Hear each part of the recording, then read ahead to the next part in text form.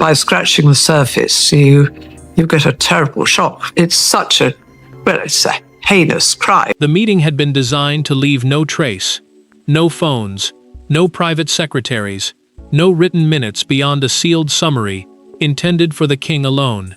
Yet within hours, one sentence escaped from behind the locked doors of Windsor Castle, a sentence whispered so quietly that Camilla was never meant to hear it. According to the staff member standing outside, William leaned towards his father and said, "She must step away before this family breaks in two." Before we go deeper into what this really means for the royal family, make sure to subscribe so you don't miss a single update. Charles had summoned William, Catherine, Camilla, Princess Anne, Prince Edward, and Sophie for an emergency crown meeting. That term meant a private royal discussion focused on authority, succession planning, and decisions affecting the monarchy's future. This was not ceremony. Disagreements between households had become impossible to contain, and unclear control now threatened both family trust and William's preparation for kingship. The central leak came through a recorded account from a senior staff member positioned outside the chamber. According to that testimony, Camilla demanded a permanent place in every succession briefing involving William and Catherine. Succession briefings were confidential meetings preparing the next sovereign and his household for future responsibilities. William then leaned towards Charles and whispered, "Camilla must step back from every succession briefing before this family breaks in two." Camilla could not hear the words, but she felt the room change. She watched William move closer to his father, saw Charles lower his eyes, and noticed Anne sit forward. The Queen's expression hardened. Policy had vanished. Her place had become the subject. Charles placed both hands flat on the table and said nothing. The king understood the trap. Defending his wife could deepen the fracture with his heir. Yet asking Camilla to withdraw would feel like betrayal, after years of loyalty beside him. Anne ended the silence. She looked towards Charles and said quietly, "He is right." Camilla turned sharply towards her. The Princess Royal's support carried enormous weight because her loyalty to the crown had rarely been questioned. William's warning was no longer one man's frustration. It had become a shared verdict. Camilla pushed back her chair and asked whether the meeting had been arranged to humiliate her. Charles hesitated before answering, and that pause wounded her more deeply than any accusation. Yet William's warning had not appeared without cause. It began with one earlier ceremony, one intervention, and one boundary Catherine never forgot. The words leaked from Windsor were shocking, but the deeper wound lay in the faces around that table, because every person in the room had arrived carrying a different fear, and Camilla was about to discover how many of those fears were connected to her. This was not simply a dispute over who attended which meeting. For Charles, it was a test of his marriage. For William, it was a defense of the future crown. For Catherine, it was about protecting her voice from being quietly overruled. And for Camilla, the closed-door gathering threatened the position she had spent decades building. Around one polished table sat 6 members of the royal family, but emotionally, they were standing on opposite sides of a widening divide. Charles felt the deepest conflict before anyone spoke. Camilla had supported him through years of public hostility and private strain, becoming the partner around whom he had rebuilt his later life. Removing her from sensitive discussions would not feel like a simple administrative change. It would feel like denying the marriage itself, even if the decision was meant to protect the crown. William carried a different duty. He believed planning for the next reign had to remain with the sovereign, the direct heir, and the heir's household. That structure meant the family and staff preparing to support the future king. Without clear limits, personal influence could begin shaping responsibilities that belonged to inherited authority. Catherine supported cooperation, but she feared that private conversations were beginning to overrule decisions she had already made. Camilla entered expecting resistance, yet isolation struck her first. Sophie offered only a restrained greeting, while Anne avoided meeting her eyes. The Queen understood the message immediately. The room did not feel undecided. It felt prepared. Catherine sat beside William, with her hands tightly clasped. She remembered schedules being changed after discussions from which she had been excluded. Her sadness did not arrive through accusation. It appeared through silence, careful breathing, and the effort required not to turn hurt into open conflict. Edward then placed a slim red folder on the table. The sealed briefing contained a proposed division of authority, meaning a formal plan defining who could attend succession meetings and influence decisions about the next reign. It limited attendance to Charles, William, Catherine, and one neutral constitutional advisor. Camilla was left outside the official chain. The Queen looked towards Sophie, expecting support from another royal spouse. Instead, the trusted confidant said quietly that spouses protected the monarchy best when their influence remained visible, limited, and never confused with inherited authority. The words stunned Camilla because they came from someone she believed would understand her position. Catherine looked at the red folder and remembered the moment everything changed. A Commonwealth reception where Camilla publicly reversed a decision she had already made. No one at Windsor was arguing only about the present, because beneath the formal language and restrained voices stood one humiliating memory: the moment Camilla stepped across an invisible line and changed the future of the meeting before it was ever called. Every royal crisis has a moment that later becomes the point of no return. In this story, it happened beneath chandeliers and television lights at a Commonwealth reception 3 weeks earlier. Catherine had approved a carefully balanced seating arrangement and prepared to welcome a group of youth representatives personally. Then Camilla entered, spoke briefly to the Lord Chamberlain, and changed everything. What appeared to guests as a minor adjustment became, inside the family, an unmistakable challenge to Catherine's future authority. The Commonwealth Youth Reception at Buckingham Palace had been designed to connect Charles's reign with the generation William would one day lead. The Lord Chamberlain was the senior royal official responsible for organizing major ceremonial events and ensuring protocol was followed. Catherine's principal receiving position had already been approved by the king because her presence beside the young delegates would signal continuity, stability, and trust in the future monarchy. Camilla overturned that plan minutes before the guests arrived. She instructed the official to move Catherine from the leading position and place the Queen beside Charles instead, claiming protocol required her to lead. The order carried the weight of her title, so staff obeyed without asking whether the king had authorized the change. Catherine discovered the alteration only when she reached the entrance and saw her place card had been moved. She paused, looked towards William, and quietly took the secondary position. Her expression remained controlled, but the prince noticed her fingers tightening around the program. Catherine protected the event from embarrassment, yet that restraint came at a painful cost. William confronted Charles after the reception. He asked why the approved arrangement had been reversed, but the king appeared genuinely surprised and denied giving any instruction. The prince immediately understood what had happened. Camilla had acted independently and used royal seniority to make the change appear official.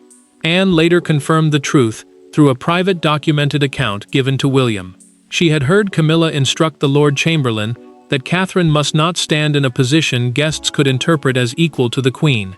The Princess Royal described the wording as deliberate, not accidental.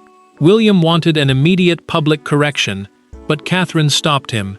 She said revenge in front of the public would damage the same institution they were trying to protect. The matter had to be handled privately, even though silence left her carrying the humiliation alone.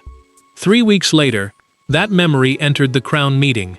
William asked Camilla directly whether Catherine's growing role frightened her. The Queen's answer would turn an argument about protocol into something painfully personal. For 3 weeks, Catherine's silence had protected the palace from embarrassment. But inside the crown room, that silence ended, and when William named the reception, Camilla was forced to answer for the decision everyone else had been too careful to describe aloud. William did not raise his voice. That made the confrontation more severe. He looked directly across the table and asked Camilla one question: "Why did you remove Catherine from a role the king had approved?" Charles turned towards his wife. Anne stopped writing. Catherine remained motionless beside her husband. In that instant, titles offered no protection, protocol provided no escape, and Camilla understood that the future king was no longer willing to let the matter disappear behind palace language.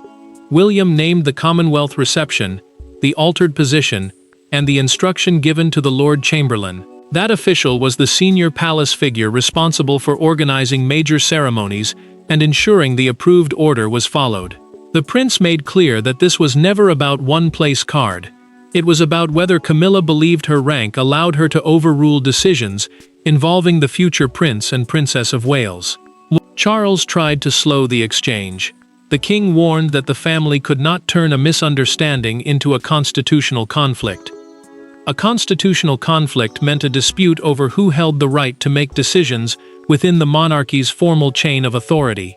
William answered that the matter had stopped being a misunderstanding the moment Catherine was publicly displaced from a role already approved by the sovereign. Camilla defended herself with visible strain. She said she had acted to prevent confusion about rank, and would not apologize for protecting the dignity of the Queen. Yet her voice trembled. Beneath the defiance sat a deeper fear that Catherine's rising role was becoming proof that the monarchy had begun moving beyond her. Catherine finally broke her silence. She told Camilla that dignity could not be protected by diminishing someone else. The princess described arriving before hundreds of guests, finding her place card moved, and pretending the change had not hurt. She had chosen restraint to protect the crown, but silence had not erased the humiliation. Charles then confirmed that he had approved Catherine's original role and knew nothing about the alteration. The admission stripped away Camilla's strongest defense. She looked towards her husband, stunned that he had contradicted her before everyone present. Anne delivered the hardest question. She asked whether Camilla wanted to support the crown or control its transition. The Queen rose halfway from her chair, but Charles quietly said her name. She sat again, caught between fury and sudden vulnerability. William leaned towards his father and whispered that Camilla must be removed from succession briefings before the conflict destroyed the family. The confrontation exposed the wound, but it did not decide who possessed the authority to close it, and the next move would depend on whether Charles acted as a husband protecting his wife or as a sovereign protecting the succession. Charles had spent years believing that love and duty could finally exist beside each other. Now the two forces sat before him and demanded opposite answers. Camilla watched him with the wounded expectation of a wife who had endured decades at his side. William waited with the controlled urgency of an heir defending the future. The king reached for the red folder, opened it slowly, and discovered that whatever decision he made would save one relationship only by permanently changing another. Edward spoke first, explaining that the proposal did not remove Camilla from public duties, family life, or her position beside Charles. The red folder contained a formal authority structure, meaning a written plan defining who could make decisions in a sensitive area. Succession planning would now involve only the sovereign, the direct heir, Catherine, and one neutral constitutional advisor. Camilla would remain queen, but she would no longer shape the machinery of William's future reign. Charles understood that no one else could make the decision for him. William could demand boundaries. Anne could defend them. Edward and Sophie could support the recommendation. Yet only the reigning sovereign had the power to approve the order. The burden rested entirely on the king's hand. Charles requested a 10-minute pause and led Camilla into an adjoining room. With no aides present, he asked whether she truly believed Catherine's growing role threatened her place beside him. The Queen tried to answer calmly, but the years beneath the question broke through. Camilla admitted she feared becoming invisible when public attention shifted fully towards William and Catherine. She had spent decades hearing that she did not belong, and the thought of being quietly moved aside reopened every old wound. The Queen was not only afraid of losing influence, she was terrified that acceptance had always been temporary. Charles did not offer false reassurance. He told her change was unavoidable. Catherine's responsibility had to grow because William's reign could not be prepared around the fears of the present. The king warned that resisting that reality would isolate Camilla more completely than any written restriction. Charles returned to the crown room and signed the boundary order.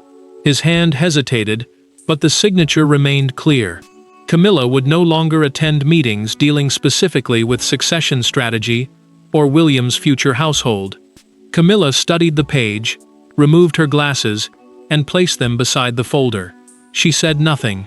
Then she rose and walked towards the door, leaving Charles with the cost of the decision he could no longer avoid. The king had settled the question of authority, but the sound of Camilla's chair scraping against the floor marked the beginning of a far more personal collapse, one that would follow her beyond the crown room and through the silent corridors of Windsor. Camilla did not storm through the castle or summon her staff in anger. She walked slowly, one hand resting against the corridor wall, as though the building itself had shifted beneath her. Behind her, the crown room door remained closed. Ahead, 2 members of staff lowered their eyes.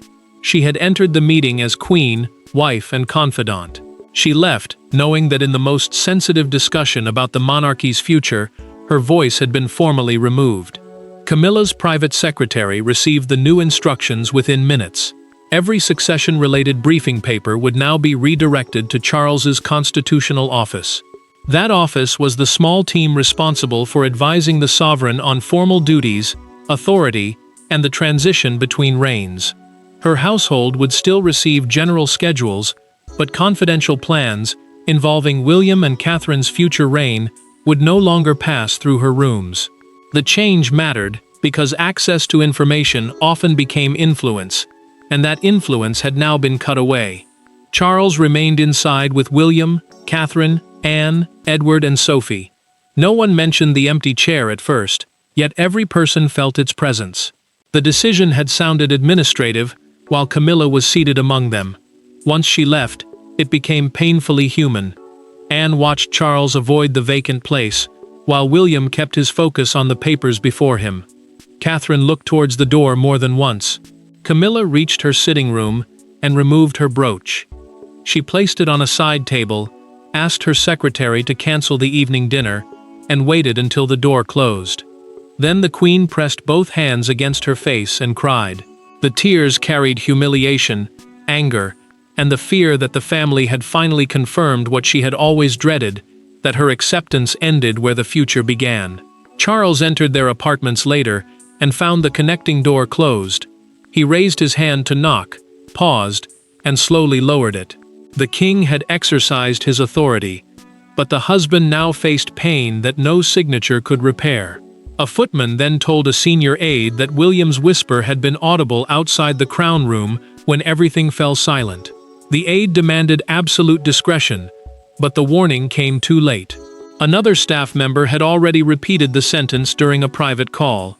Before midnight, a royal correspondent received the exact words and confirmation of the signed boundary agreement. The journalist waited only for a second palace source. Catherine asked William to remain after the others left. She feared they had protected the succession while emotionally destroying Camilla. The boundary had been drawn, and the leak was already moving beyond palace control. Yet the true turning point came after the room emptied, when Catherine asked William to consider not what Camilla had done, but what should happen to her now. When the last advisor departed, Catherine remained beside the long table and watched the door through which Camilla had disappeared. William expected relief. Instead, his wife looked troubled. She told him that boundaries were necessary, but humiliation was not. Then she said something that changed the emotional direction of the entire crisis. We cannot ask her to respect the future if we make her feel she has no place in it. For the first time that night, anger gave way to responsibility. William and Catherine stood alone after Charles left to find Camilla. No secretaries remained to soften their words, and no senior royal could turn the discussion back towards procedure. The crown room had been used for formal decisions about authority, but the question before them was now deeply personal. They had protected the future household.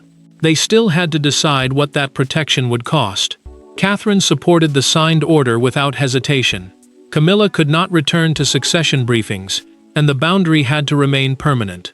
Succession briefings were confidential meetings preparing the heir and his family for the next reign. Their purpose required clear authority because one competing voice could weaken decisions involving William, Catherine, and their children. Yet removing inappropriate influence was not the same as erasing the Queen's dignity. William struggled to separate the two. He admitted that seeing Catherine displaced at the reception had reopened years of anger over blurred loyalties and quiet interference. The prince feared that kindness would be mistaken for weakness, and that Camilla's office would eventually test the boundary again. His anger came from protection, but protection was beginning to harden into punishment. Catherine refused that path. She told William compassion was not surrender. She would not become part of a cycle in which one royal woman secured her place by making another feel smaller. The princess wanted authority without cruelty, strength without revenge, and a future that did not repeat the injuries of the past. Catherine proposed a protected ceremonial role for Camilla. The queen would remain involved in charities and public programs, personally connected to Charles, while succession strategy and decisions concerning the future household stayed beyond her reach. That structure would preserve respect without reopening the conflict. William folded the signed document and said he would explain the decision personally. Catherine insisted on joining him, not as an opponent, but as the woman most affected by the original intervention. Then a phone vibrated on the table. The whispered sentence had been published. Catherine had found a path that might preserve both authority and dignity, but the palace had lost control of the timing, because outside Windsor, the whisper was already becoming a headline, and the world was about to decide what it believed had happened. By dawn, the sentence spoken inside Windsor was no longer private. It appeared across television screens, phone alerts, and breakfast tables throughout Britain. The palace released no immediate denial. That silence made the leak feel even more powerful.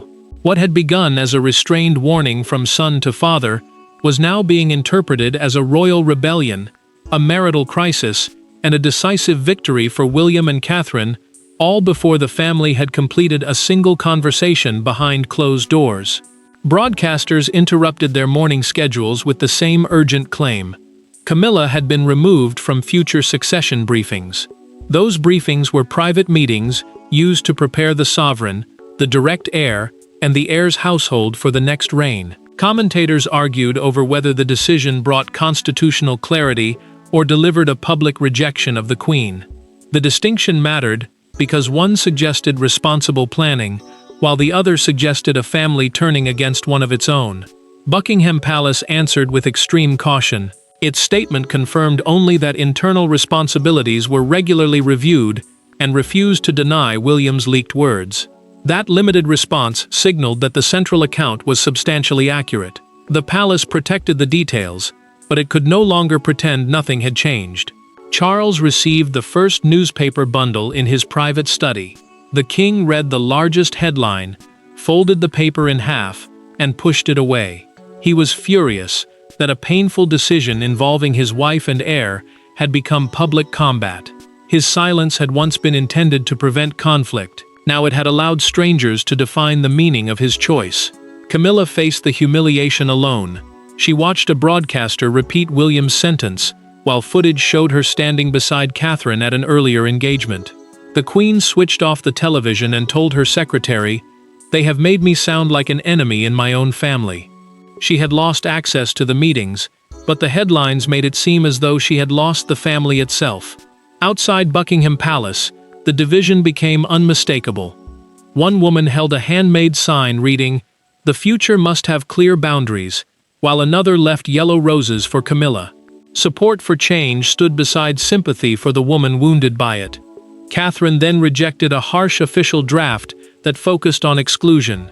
She replaced it with language honoring Camilla's service beside Charles, while confirming that succession planning belonged to the sovereign and direct heir. After reading that revised statement, the Queen agreed to meet William and Catherine privately. The public had already delivered competing judgments, but inside Windsor, only one verdict mattered now, the one Camilla, William, and Catherine would reach when they faced each other without Charles, advisors, or titles to speak on their behalf.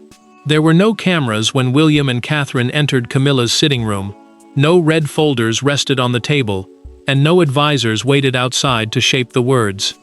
Camilla remained seated beside the window, her face tired but composed. William began by saying the decision would not be reversed. Catherine then added that neither would Camilla's place beside Charles be erased. In that quiet room, the conflict finally became what it had always needed to be: honest. William stated the boundary without cruelty. Camilla would not return to succession briefings or meetings governing his future household. Succession briefings were private discussions preparing the direct heir and his family for the responsibilities of the next reign. The prince explained that inherited duty had to remain separate from marital influence, regardless of affection, loyalty, or rank. Without that separation, private relationships could weaken public responsibility. Catherine protected what still belonged to Camilla. The queen would keep her charitable work, ceremonial standing, and role beside Charles. Her place in royal life was not being erased. The settlement simply prevented her position from overlapping with authority belonging to William, Catherine, and the direct line. That mattered, because dignity could survive a boundary, but trust could not survive continued confusion. Camilla remained silent before acknowledging the harm she had caused. She admitted that changing the Commonwealth reception arrangement had been wrong. Fear had made Catherine's rising prominence feel like personal rejection rather than a necessary transition. The Queen had tried to protect her place and, in doing so, had wounded the woman preparing to support the next sovereign. Catherine accepted the apology without pretending the incident was small. She told Camilla that forgiveness could exist beside permanent limits. Trust would return through conduct, not promises. The princess offered peace, but not surrender. William then explained the meaning of his leaked whisper. He had never demanded Camilla's removal from the family. He feared that unclear authority would turn Charles against his heir, the Queen against Catherine, and the current reign against the future one. His warning had been severe because the danger was already real. Camilla agreed to the boundary and asked that the palace statement be issued unchanged. She extended her hand towards Catherine. The gesture was restrained, but the princess accepted it. The crown meeting ended without defeat or triumph. Charles protected the succession at personal cost. William defended Catherine without seeking Camilla's destruction. Catherine transformed authority into restraint. Camilla finally accepted that supporting the crown meant allowing its future to grow beyond her control. And so the whisper that threatened to divide the royal family became the sentence that forced it to change. Camilla remained beside the king. Catherine stepped forward without obstruction, and the crown survived because, at last, love was given its place, but authority was given its boundary. Thanks for watching. Please don't forget to like and subscribe, and we will see you in next one.